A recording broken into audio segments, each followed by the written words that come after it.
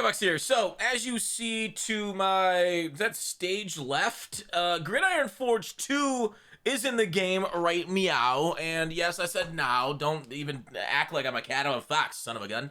But okay, right? It's okay. It's in the game. We got some other things we got to talk about. AP changes and are confirmed. We have heavyweights tomorrow.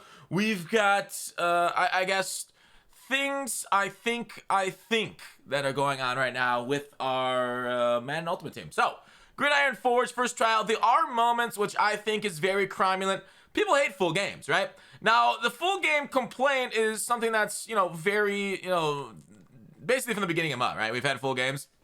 And people prefer, like, quick moments to get through things quick, like, do it, like, it is weird. I saw a meme a few years ago on the MUT sub, like, a full game solo. It's like, I don't know, I don't remember the meme format, but it was, like, cringing at the full game solo, but, like, it was, like, twice as long moments, and the guy was, like, pointing to it as, like, yeah, it's so, like, it's just more engaging and fun to do, moments where you might have to actually try for a little bit, or you just get through them quick. I don't know, that sense of progression. So, I know offline grinders are, sad with a lot of the offline content this year. You'll get 3 packs, basically, the Elite Pack plus a gold player, then 90 overall Zeke Elliott. I believe you'll go for a quarter training, which is probably about 1,250, if memory serves correctly, on 5,000 for a 90. But I have not done it, as you see. But it is in-game for you guys to do. So, Gridiron Forge 2. And I think, like, my long-running thing about solos is, why don't they just take solos that they've already done, mix them up, right?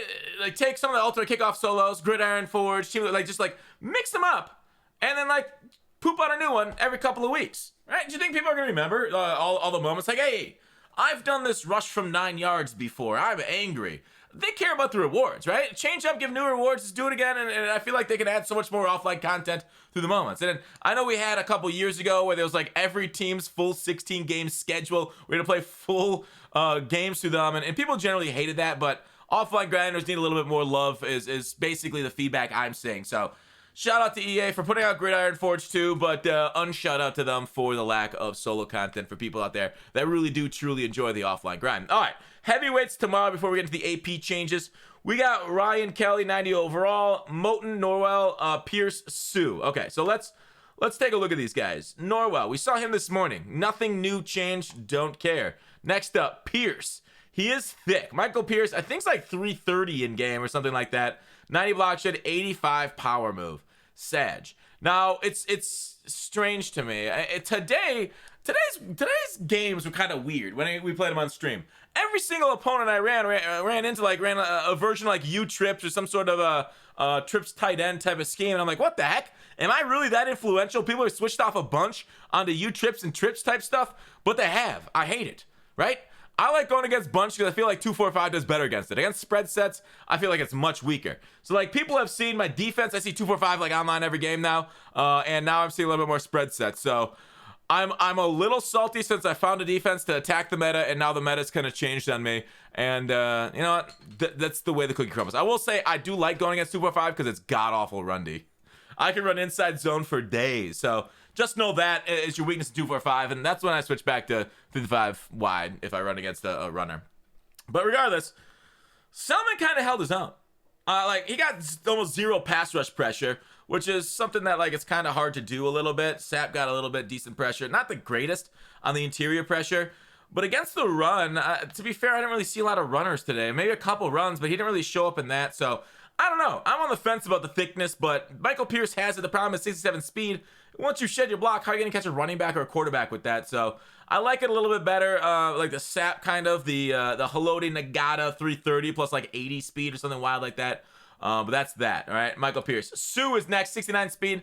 Is this unusable? Right end, right? 69 speed. It's a nice number, but man, 89 block shot, 87 power move. They do love the Bucks. I know Jake Stein, even though he isn't really doing like mud, like the producer of that specifically. I guess his influence reigns supreme, and there's a lot of bandwagon Buccaneers fans, to be fair. After you win a Super Bowl, a lot of people hop on, and especially since you got the greatest quarterback of all time in your roster, a lot of people do like to be associated with that. So Buccaneers fans are getting absolutely spoiled this year with guards. Ryan Kelly right here, a center that's really underwhelming. He's a good pass blocking center, not a good runner. But like, I mean, I pass the ball mostly, so he's a solid center for me. Is he gonna replace Bruce Matthews? No, I don't think I'm gonna bother. I really don't. Let me take a look at what Matthews has for stats, and maybe I will. If you know, the pass block stats don't work out for Matthews, I don't really remember them at all. Maybe it is. It's a +3 and +4 on his pass blocks. Actually, no, sorry, it's 2 +3s. To pass block, power pass blocks, and that's the two that I look at. So I'm definitely gonna think about it, about replacing it, but it doesn't really get my jolly in any sort of sense. And he's the 90 overall. He'll be the expensive one, so probably not worth it. And from a financial standpoint, to switch over the center for very little difference between the two cards. And I think that is it. Other than the one we saw Moten earlier today, and then back to Norwell. All right, so that's the heavyweights. All right. The big change, the meta change that we talked about is going to be here. I'm going to go through my thoughts. I do appreciate them increasing it by 12 to 14.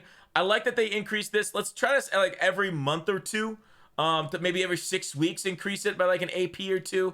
Maybe that's too aggressive. By the end of the year, we'll get it to like 20 plus, and maybe that's too much. I don't know. But I think if you can like lay it out properly, like right now at the end of September, if we get another one, say, I don't know, middle of November up to like 15 or 16, and then at the end of January we'll get another one up to 18, and then by you know maybe April we'll go up to 20, and that's how the year will end, with 20 AP on both sides of the ball. I don't hate it. I don't hate it at all. As long as you keep the rest of these things in balance, I really don't think the amount of AP really matters. So we'll see what their plan is. Obviously, as we go through the year, they don't communicate with us, so we're not going to know ahead of time, which is very frustrating from a consumer standpoint. The fact that we don't know what's going to happen. Of course, plans change, but it's not a bad thing to like think about. Tell us what you're thinking about. I wish they would do that a little bit more, rather than being so guarded. But that's life. They're afraid of criticism. Pass lead elite got improviser and scrambling quarterbacks. I don't know why they gave it to scrambling quarterbacks.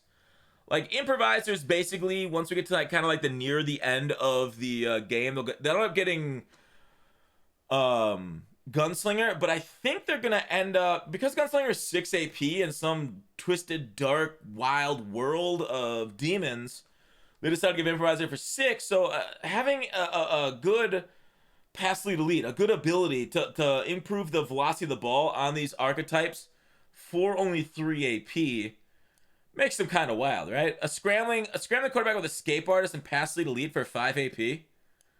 Oh my god, Vic would destroy our world right now if he comes out at 93 overall. I would actually hate that. If Vic could get escape artist, I don't know, could he get it at tier 2 with that 93 overall? But anyways, escape artists and pass lead elite scramblers are not going to be fun to deal with. I guess, yeah, it depends on if they could get in the second ability slot, because they'll need escape artists for either one of these. Human joystick goes to improviser quarterbacks.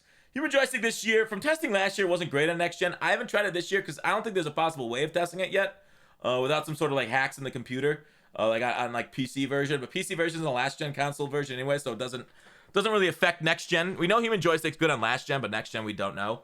But we will end up seeing a lower overall for human joystick, for scrambling archetype. Spine cycle, I really do appreciate EA's ability to either maybe hey, here's the thing. What if this isn't a typo and they're bringing spine cycle to the game, right? Everybody's making fun of them for all the Pokemon abilities in the game right now and making us, collect them all like that and then put the powers in the field. Instead of actually having like a football simulator out there, we got superpowers to make superstars feel like superstar Pokemon. What if they've decided to go full Mortal Kombat, and after you score a touchdown with Spine Cycle, you literally are allowed to rip an opponent's head and spine out of their body, show it to the crowd, and say, "Are you not entertained?" Right? Go full fucking Gladiator, Russell Crowe on that. That's the move. That they gotta do it. So I'm psyched for Spine Cycle tomorrow. Just, are you not entertained? And then Jukebox is also going to improvisers. All right, 92 and 90 juke spin move. Kind of hot fun. Inside Deadeye got killed.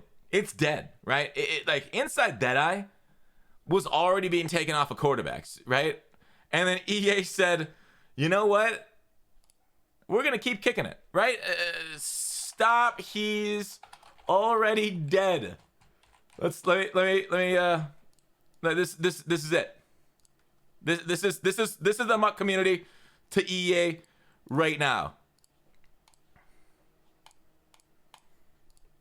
Stop. He's already dead. Inside Deadeye. The problem with Inside Deadeye, what I found, it's really nice if you're like a scrambler and you're throwing out the pocket, just like random crossers and stuff in the wildest shit ever. Inside Deadeye is good for that. But because I'm more of a pocket passer, and I noticed Inside Deadeye, after getting tipped off, I think Mike Mack, and I heard it from other people too, but Mike Mack was, I think, the first one to kind of say something to me. He was like, you know, it gets thrown behind your guy a lot. And I was wondering why my pass leads were so bad, and pass leads are still not great now. But I no longer will get my corner routes from my tight end picked in man coverage because the quarterback will no longer like throw it to where the receiver was, or the tight end was, and throw it a little bit better on the pass lead. So Inside Deadeye, I had already taken it off, but it looks like they just decided to end it for us for good, right? And they buried that horse and sunk it. So instead of patching Inside Deadeye, they decided to kill it another way. Exciting. Set it on fire. Grab and go. I have not tested grab and go. Let me know in the comments if you guys have used grab and go and if it's any good. But man, grab and go, especially on like, you know, halfbacks. You know how powerful the halfback in route, halfback out route is, halfback angle, especially against man coverage. Grab and go could be really glitchy, or it basically couldn't work. I don't know. I haven't tested it. Lower overall training or trucking unlock for tank on power halfbacks. Now, this was 99 overall. This was for 99 overall tank on power halfbacks. So I'm glad that we get to try it out earlier in the year. Maybe Derrick Henry's most feared card is what they're prepping for in order to sell that to us for quite a lot of coins. But I don't know. It could be great. The thing about like tank does it work on low hit sticks? That's the question, because I see a lot more people low hit sticking us now, and there's a lot of dive tackles also, since those are like stupid powerful. Like you can really go gadget arms a guy away from like 10 feet away. You like just do like a dolphin flop, and you can somehow tackle some of the greatest running backs of all time just by like, you know, finger pointing and touching their feet, right? It's easier to tackle somebody by like tapping their feet a little bit, but like, do you know how hard it is to actually like in real life if somebody's running to like swipe at their feet away? But like, it's easier to do that than to form up and actually tackle them in this game. But anyways, tank could be nice to avoid all the hit sticks and stuff, but you're still gonna be dragged down. But of course, it'll be in for a little bit of testing. Lower human joystick for halfbacks down to 95 and 93 overall. Human joystick, like I said, on next gen might not be a big deal, but on current gen, right? I think they forgot about current gen being a thing with a lot of these changes. We'll get to the other one in a second, why current gen could be getting the short end of the stick here. Human joystick could, like, I think it's insane on current gen. I'd love to go test it. Maybe I should when we get to a halfback up there. But, oof.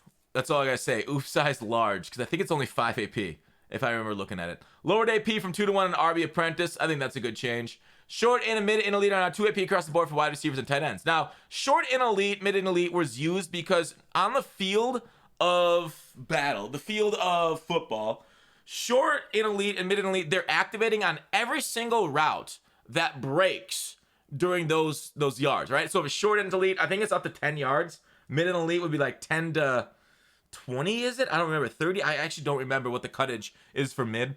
But like, if you have like a corner route, short and elite would activate, and it would give you a better cut on a corner route. So basically it became like a better route technician. So what they did is wide receiver and tight end, short and mid and elite, no longer are route runners, 1 AP for them. They're now 2 AP across the board for wide receivers and tight ends. So you might as well just go route tech if you have a route running wide receiver instead of short, mid, and elite, because it's gonna be the same price. Plus, like, the only benefit of these things and having them both, so now it'll be 4 AP, is the fact that you do get improved catching on them between the numbers. So if your offense does involve a lot of post patterns into traffic, I've definitely seen a lot of offenses do that, like the mesh post type of players. I think short, mid, and elite are still very nice for you. But otherwise, if you're just using it for the route running abilities that those things gave you, route tech, I think, is now the maneuver. And switch over to route runners like Jerry Rice. Devin Hester's there too, level 45 if you got there. This basically killed a lot of people's trash offenses. Yes, runners. I hate your offenses. I hate going against you. I hate that you could just control the clock the whole game, and run defense in this game is so poorly coded that there's nothing I can do to stop it. I can load the box with all 11 players, run commit, and boom, you pop off for a 99-yard touchdown. It doesn't matter. I hate it. So nerfing the run game, I think it's good. I think 3 might have been a little too much, though. I probably would have gone to 2 right now and see how people adapt to it. I think they overcorrected, personally. I would have been much more comfortable 2 there on post-up instead of going from 1 to 3. Honorary linemen, don't know why they did that. Don't think they needed to do that. I think honorary lineman was fine where it was, but I haven't tested it this year. Anybody have honorary lineman testing that you can kind of point me to? But yeah, you can basically throw your blocking tight end up, throw your blocking tight end out there at wide receiver, see how it does. Last year, honorary lineman was not good. I used it on Hines Ward. I tried it on guys out there. It was bad. So I don't know if it's good on next gen this year. Maybe we'll have to test that out and kind of see. Right? I got Y check now. Maybe that's the move. All right. Oh, for those who don't know what these things are, sorry, I should go through some of them. So actually, I was on Bruce Matthews, right? So a lot of people that didn't know this. Post up it basically makes double teams dominant. So you know how you always have like a double team and then you lead up to the next level? So dominant engage double team. So like if they only rush 3, your double teams won't get split. You'll have all day in the pocket. If you're doing like an inside zone, they'll double team, lead up to the next level, and the defensive lineman will just get pushed back. So that's what post up is. Basically allows your double teams to be stronger, and then they nerf that. Honorary lineman. Let me take a look at it on Y check here.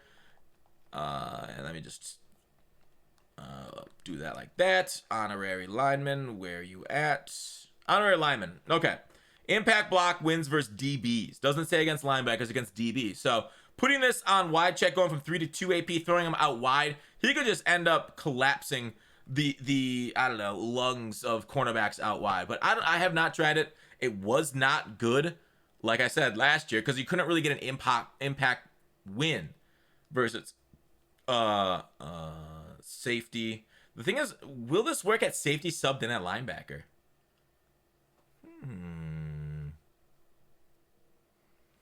So that ain't bad. That ain't bad. You can even throw it down to fullback. I don't know. It might be worth a test right now. That actually could be kind of weird. That could be actually really glitchy. Somebody let me know in the comments if you've used it and how glitchy it truly is. Lowered lurker unlock for linebackers. So linebackers, this is good, right? The issue with lurker is that it's 2 AP on these guys. I like that it's 1 AP, right? I like that it's 1 AP up here, right? But it's too much. All linebackers need it for 1 AP, okay? And secondly, these linebackers need a cheaper deflator than safeties and enforcer. Safeties cannot have the same abilities as linebackers for stopping the run. It can't be that way. You got to make linebackers relevant through the AP system. And this helps. It's not quite there yet, but it really helps. Okay, this is what I'm talking about with current gen, right? Edge threat lowering the 2 AP. Now on next gen, I tried out edge threat at the beginning of the year. It was awful. Didn't work at all. Then I ran against the other day somebody running edge threat and speedster. They had to use it, right? They used it and they absolutely destroyed my right tackle the whole game. So they had to use it, which is something that I'm like, okay, well, if you use it, how good it really is, how good is it? It's really good. But if you're on current gen, I would 100% start running secure protectors with the edge threat lowering the AP. On next gen, we might try out double or nothing. Edge threat, unless they change something. Next gen, maybe we can combine it with another AP ability, but it was not good. I think 2-4-5, just normal 2-4-5 is better pass rushing than Big Nickel. But when I tried edge threat and Big Nickel, it didn't light up at all. But yeah, it will be interesting to try out double or nothing. It's just like it was at 4 AP before and it was way too much. It was definitely not worth it. So we'll try out double or nothing, see what it does. And then DT with inside stuff lowered to 1 AP on run stopping DTs. I think it's fine. All you have to do is double team the DT on the run and then it doesn't even work. So inside stuff I think is a solid ability on current gen. It's much better than it was than it is on next gen. Just FYI for you on inside stuff. So that's the AP changes. My thoughts on them overall. There's definitely some things I do like, some things I don't like, and I feel like I shared them all with you. They didn't lower Gunslinger, which is kind of frustrating, but it is what it is.